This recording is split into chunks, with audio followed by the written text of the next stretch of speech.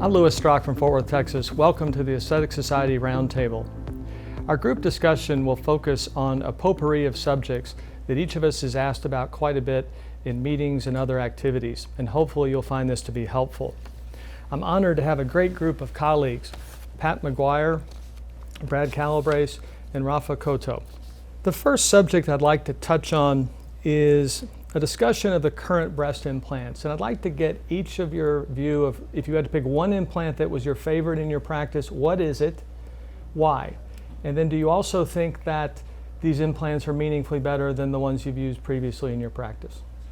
I started in practice in 1991, so we started with some not so particularly good implants. They were underfilled, they had very soft gel, very thin shells, so the rupture rates were very high. The gel out in the tissues and localized complications were much higher. 2006, when gel was reapproved, we had better implants, but I think in the last few years we have even better implants than we had then. I like the higher percent filled implants. I like the more cohesive gel implants. I loved textured implants until they became associated with lymphoma. But now I think with the more cohesive implants, higher percent fill, my favorite implant is the moderate profile soft touch implant.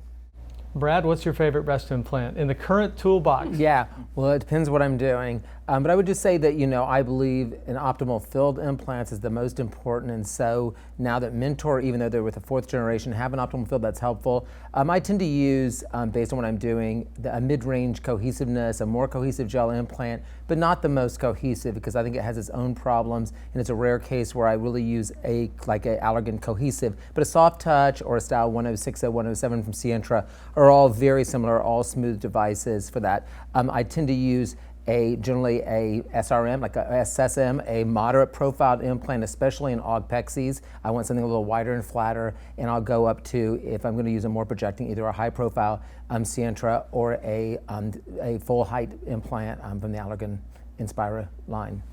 Rafa? Well, in my case, I'm a young breed, so I guess I've been exposed to mainly the advanced technology. My go-to is usually Allergan Soft Touch. Moderate profile if I'm doing a breast augmentation. If I'm working on doing an augmentation mastopexy, then I will be inclined using same thing, so soft touch Allergan, but low plus profile. I guess that's my favorite implant. Now, we've had data reports recently from our friends in Canada, particularly Dr. Lista and Dr. Ahmad, suggesting that capsular contracture rates can be extremely low with some of these newer implant technologies. Brad, what's your response to that? Now, they are using a subfascial pocket. Yeah, well, it's interesting you should ask me that because I did write the commentary after that paper in ASJ about that. And what I think is that what the paper really revealed to me is that if you can use good bacterial mitigation, 14-point plan or some version of that to reduce bacteria, that even when placed above the muscle, you can affect low capsular contracture rates. And their CapCon rates were in the 2% range for that. It was a very short-term study, only 2 to 3 years. And when you really looked at the data, the textured implants still had a lower capsular contracture rate, which was significant in the breast augmentation group, but wasn't significant in the augpexy group. So, and it's early trending because there was longer follow-ups with the textured versus the smooth implants, or vice versa. And so I think we need more time because capsular contractures develop over time. So I do think that the paper was good in that it just showed that you can use it, and maybe because it's subfascial, which may be a little different than subglandular with that extra layer of coverage between the bacterial-laden breast tissue for that. But I still think and I believe that there is some evidence that texturing above the muscle may have some effect, but either way, you should feel very comfortable with their data in using even smooth implants above the muscle, and with good bacterial mitigation, you can have a low capsular contracture rate, at least in the early years. Rafa, do you think that the subfascial plane exists? I do exist, and actually I believe it's more prominent if you're doing a transaxillary breast augmentation on the upper pole of the pec. The fascia is thicker, so I usually do a dual plane, but if I would do a subfascial, it makes more sense for me if I'm doing a transaxillary breast augmentation where I can get a more robust fascia to dissect. Pat, most of us were raised to use a partial subpectoral pocket in the United States, and we all know that most everywhere else in the world, more implants are placed on top of the muscle than behind, except in the United States. There seems to be a shift in progress. So I know you do some subfascial breast augmentation in your practice. Brad, I know you do, and I do a little bit. So why the transition now? What has gotten you into that? And do you think, per our discussion a moment ago, do you think that's sort of implant driven or surgeon driven? What do you think? I started doing subfascial in my transgender patients when I stopped using textured implants. When I had textured implants in a dual plane in my trans women who tend to have a thick pectoralis muscle, when I had a textured implant, the position stability helped with that. When I changed to smooth, I had a lot more inferior and lateral malpositions, so I changed to a subfascial. And I never believed there was a fascial to go sub on most patients. But actually, it's higher up. I think, as Rafi said, transaxially, you see it. Usually it starts about the lower edge of the areola. You can develop a plane, and there actually is a real plane. The problem I always was concerned about with subfascial, especially in some very thin patients without a lot of soft tissue cover, is rippling and wrinkling. With the more cohesive gel implants, and I use the soft touch for these patients in a subfascial position, we really don't, even some very thin patients, I've not had problems with wrinkling and rippling. What I always tell my patients, I discuss all the different options for every augmentation patient, and I always tell them the advantage of going above the muscle is you're not messing with the muscle. The disadvantage is you lose that cover. Patient doesn't have enough soft tissue coverage. For mammograms, it might be better to have an implant beneath the muscle. Maybe the implant holds up a little bit better if you appropriately size the implant and control your pocket well. You may have a little less chance of developing an implantosis. So I think devices have changed. It makes a subfascial pocket more appropriate. I don't do a lot of subglandular. I think it is changing when you see animation deformity and malpositions. I think if a patient with appropriate soft tissue cover, I think there's something to be said for it. Brad, what do you think about that? Well, I think that why we ended up being so submuscular or dual plane submuscular was because we were using saline implants. So at the same time around the world, they were using still silicone implants and mostly textured implants and a lot of shape textured implants. So our experiences were quite different. We did it for reasons of wrinkling and palpability and visibility of the implant. You had to have the muscle coverage with a saline implant. So in 2006, when we transitioned more to silicone implants, we stayed under the pocket we knew. Matter of fact, we stayed with the surface we knew, which meant we stayed as smooth implants. We didn't transition to textured silicone implants. We just put a smooth silicone implant under that submuscular pocket that we know. And I know that we can do that and get really good results most of the time. So it becomes a workhorse. We know that the capsular contracture rate, whether it's smooth or textured, is lower under the muscle. So it does have some protection against the capsular contracture. We can argue whether texture helps us above the muscle or not, but below the muscle is still the most protective against capsular contracture. And since that was our number one reason for reoperation in every clinical study that's practically done, that was my major objective, was I was going to handle some animation deformity, and I was going to manage that by doing more dual plane and creating a situation where I put the muscle where I want it in the upper part of the breast, and I keep it more subglandular in the lower pole. So I still stick to that as my basis, but I do think you tiptoe into the possibility with these more cohesive implants, they will perform much better than saline implants do, and the possibility of going above the muscle now with these and not having problems of visibility and wrinkling is real. And we may find real applications, like we're all feeling that way, is there, we talked about tuberous breast and other things that really are challenging, and they're maybe not for everybody, but for some patients, I think that being in the subfascial pocket makes a lot of sense. Breasts are above the muscle in general. So it's not hard to believe that probably the most natural position to put an implant, if you can do it successfully, is above the muscle. Rafa, are you concerned about blood supply to the breast in a subfascial plane? You should not. You are going to still have good supply in the upper pole of the breast coming from the superior aspect of the breast, and laterally, it should not be a big difference. Now, in the future, if you are planning to do a mastopexy or any type of revision, then you should take that in consideration. The blood supply under the muscle is going to be obviously more robust. So it might be particularly important for all of us just to make extra sure that our pocket dissection is exactly the size of the implant to fit like a glove, to maybe minimize that as an issue. Have you've been using it? In what kind of cases are you using Subfascial now?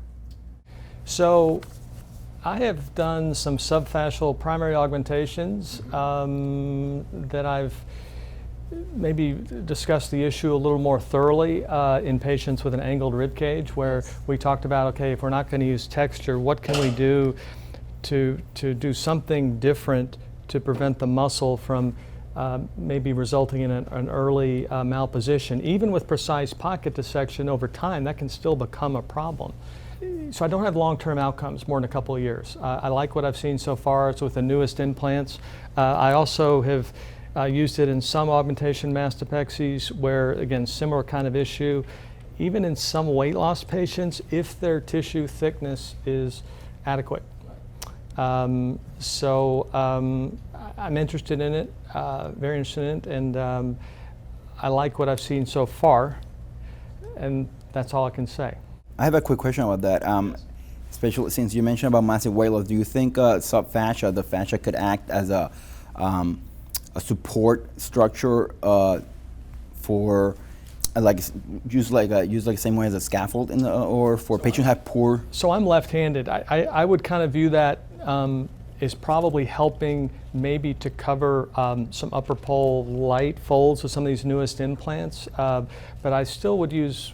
I still pretty aggressive about using some sort of soft tissue support directly through an bioabsorbable mesh type product, P4HB, that sort of thing. I do think the weight loss patient is a patient that I'm going to most direct my efforts at subfascial, because invariably, submuscular in a bad weight loss patient, there's a waterfall deformity that's to follow almost, and I don't care how much. By the time you've released the muscle enough for it not to be a waterfall deformity, you might as well have been subfascial. It's the most challenging group we deal with. Yeah, wonderful people, but the tissue dynamic is. And the failure of those patients was that long term, they lost their lower pole. It stretched out. That was the failure, because the soft tissue is not good at all. So the idea of putting it subfascial, but then using a soft tissue support in the lower pole makes a lot of sense for these patients. Pat, I know you've spent a lot of energy relating to all issues surrounding breast implant illness. There are common questions in the community about heavy metals and platinum. Love to hear maybe a quick summary of your take on that subject and what you know about it and what you might advise our colleagues and fellow Aesthetic Society members about that issue. Yeah, in planning the current prospective blinded tissue study that was supported by an ASERF grant, we asked the patients, what is it that you are concerned about? We have no scientific data that links implants to the systemic symptoms these women have. So we asked the patients, what is it that you think is causing these symptoms? And the most common reason, they said, is heavy metal poisoning. And their functional medicine doctors often tell them that. They have been diagnosed with these tissue reactions to foreign bodies, and they're concerned. And it's where that came from is if you go to the FDA website, and it has the device information for all the manufacturers, there's a list by this ISO criteria that every device has to go through before it's FDA approved. You have to submit your device to the most harsh circumstances, dissolve it in acids, heat it to a really high temperature, and anything that's left in that residue is reported on the FDA website. So these patients go and look at this, and it's listed arsenic, barium, platinum. I mean, there's lots of different heavy metals. So you can see where it's a legitimate concern, and that's why they want the capsule removed, because they think these heavy metals are leaching out of the implant. So one of the things we're doing in our study is sending the capsules blinded to a lab to assess for heavy metals within it.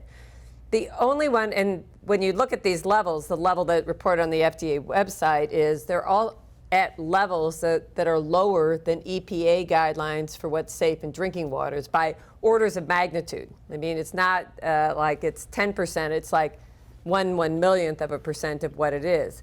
The one that potentially could be an implant is platinum, because there is platinum in the manufacturing process and in the shells of the implant. But the platinum, and we hear, platinum is used, cisplatinum is used for chemotherapy, and it's a toxic drug. So these patients are quite concerned. But the platinum that's in breast implants is very different than the platinum that's in chemotherapy. It's a valence of the platinum. And the platinum that's in the implants is, number one, at a very low level, and number two is is not the toxic form of platinum. Roger Wickstrom had a really good paper about that in PRS, I think in like 2008 maybe, that's worthwhile looking. So what we're trying to do is get some science behind that and see, are there heavy metals in these capsules coming from the implants that could be causing problems in the patients. The other thing, we're doing a study at UCLA too as it relates to BII, and so we're looking, there's other things too that you have a consideration. One's been on silicone particulate and being able to measure whether there's some element to that, because we know what Pat's study's doing. And then looking at inflammatory markers as well too, and just seeing, because there's the idea: is this hypersensitivity? Is this autoimmunity? Is it going to be some other issue that's not related, silicone particulate, or is it going to be heavy metal, or the other things we're looking at? Yeah, and we're looking at also bacterial and fungal DNA, and we're also looking at cytokines and staph enterotoxin. And in peripheral blood, we're looking for antibodies to staph enterotoxin for those patients to see if maybe that is there some sort of inflammatory process, whatever that is. But the one the patients are most concerned about is heavy metals, and so that's why we included that. We don't have any evidence of that, but we couldn't find where it actually had been quantitatively measured. So that's probably the most important thing we're looking at, see if we can put patients' minds at ease with that. As president-elect of ASERF, I just have to give a plug to our members such as Pat and Brad, who basically have worked very hard to try to advance knowledge in our field. And if you wonder what ASERF does with contributions, this is a perfect example, because this is a grant that was funded by ASERF. Brad, how can you tell if a thin tissue patient will be happy with her result removing her breast implants? I know this is kind of a vague question. I think it's a big challenge. In other words, someone who looks good, her result from her breast augmentation is excellent. She just decided she doesn't want, let's say, foreign material in her body. So it's not breast implant illness, it's not a contracture or some other issue. Aesthetically, the patient looks fantastic, has pinch thicknesses of 1.5 centimeters uniformly. Any guidance on how to approach that patient, and how can you tell that they'll accept the result? Yeah, I think the absolute best way to do that, if you're not certain and you don't think you can communicate in a certain way with the patient, is to do one of two things. If they have a saline implant, you deflate the implants and let them live it for a month and start to take a look at how the soft tissues responds, and then you can look at it and see whether the patient's happy with where they are, and you also can assess whether you could offer a breast lift or something else in fat grafting to make it better, and that's one. For the silicone patient, we do something, I don't call it an operation, I call it a procedure. So it takes us 15 minutes. We basically go under local, make a small incision, we pull their silicone implants out, and we close it up. It's not a surgery, it's a small procedure. Now they live with that for a month, and then we'll go back and reassess. It's the best way to make certain that they see what they have and how the tissue is going to respond. And the tissue does tighten up to some degree once the implant's removed or the implant's deflated, and then you can sort of assess what else you can do about it. Patients like that idea, especially if I don't say it's 2 operations, but it's just a small procedure followed by the real operations once we figure out what we need to do, of which may be doing nothing. Have you gone in and found one ruptured that you didn't expect? Yes, I have that before. It's not that big of a deal, especially in the cohesive days, but when you but I've had a messy one. Yeah. And when you go in and it's kind of messy there, you can still get it out, If you know you're going to do something eventually anyway, yeah. Yeah, you can still get it out and from them. But I think the issue is sometimes they're textured, other things involved. It gives me a look at their capsules too, because sometimes my discussion is, I'll do the surgery, I'm going to determine in the operating room, and you've mentioned this before, Lou, once I look at the capsule, if it looks all great, we're going to keep it. If I have any concerns, I'm going to do a capsulectomy. I'm going to make that decision in the operating room. If you've looked in at the capsule during this procedure, you even have one more decision that you can figure out with them before you go into the operating room for the definitive operation. And so you feel with that approach, you're then capable of knowing exactly what you do with the capsule, consider fat grafting, consider mastopexy. Yep, all of that. So, and mostly it's just about the ability to communicate and have the patient be in the driver's seat. They're making the decisions for their own health, and that's invaluable for my patients, is to know that. Some don't like the idea. They just trust me, and I've been their surgeon for a long time, and they trust what I say, and I appreciate that. They don't want to ever see their breasts in that condition, that patient. But for the patient who has any question, we always recommend doing it this way, and for many of them, they like it very much. I have one final question I'd like to ask each of you. Raphael, I'll start with you. Best outcomes in breast augmentation. Is it the surgeon or the implant? I think it's a surgeon, because surgery, breast augmentation is mainly the outcome is related on the technique that you use and also the steps, because those things translate to minimizing tissue trauma to the area, and that translates to a better outcome for the patient. To a certain extent, obviously, I'm going to give them some credit for the implants because the technology is incredible, but I think at the end it's the surgeon. Brad? We've always said it's proximal to the cannula, right? It's always proximal to it. So it's always the surgeon who can make the difference. And we can talk all day long about which pocket's the best, but at the end of the day, a great surgeon is using that pocket because for some reason they're getting great results using that technique, and the next surgeon may not get that exact same result. That's why studies are important, to see what can the majority of surgeons do to get a good result from that. I think it's mostly that, but I must say that better devices and things like P4HB and stuff have made me look better, because once I have more tools, I can actually do a better job. So I think they both go hand in hand, but it starts with the surgeon. Pat? Most important thing is the patient. Choosing the right patient, doing the right operation. I thought you were on going to say choosing the right doctor. They didn't give me that choice. They didn't give me that choice. I was sure you were going to say choosing the right doctor. But yeah, the patient picks the right doctor. Yeah, but I think it's choosing the right patient on an easy patient. Anybody can get a good result with any implant and any plane and anything. Not choosing the right patient or operating on someone that you should not operate on is when you're going to get your worst results. So I guess that comes back to the surgeon who's choosing the patient to do the operation on. Because if you can't give a patient what they want, don't do it. And if your patient wants what there's no way she can't have, don't do it. I mean, that's where you get into the biggest problem, is operating on the wrong patient and doing the wrong operation. So it goes back to the surgeon. And the other thing, having a breast fellowship, we see surgeons come out of training ready to go start practice, but they choose to do a fellowship and get more training. And when I see their techniques sometimes coming out, they would be starting practice if they didn't do the fellowship, they're not ready. And it matters how you do these techniques, and the decision making is as important as the technical efforts and stuff. So I think we need to do a better job in our training programs promoting aesthetic training during our programs. We've surely done a poor job of that in many programs around the country. Some have stepped up. And when we start doing that and respecting aesthetic surgery and the technical expertise that it takes to get a great result time and time again on these otherwise normal patients, then we'll go a long way to reducing complication reoperation rates. Yeah, I would say that, number one, thank you to each of you for sharing your expertise.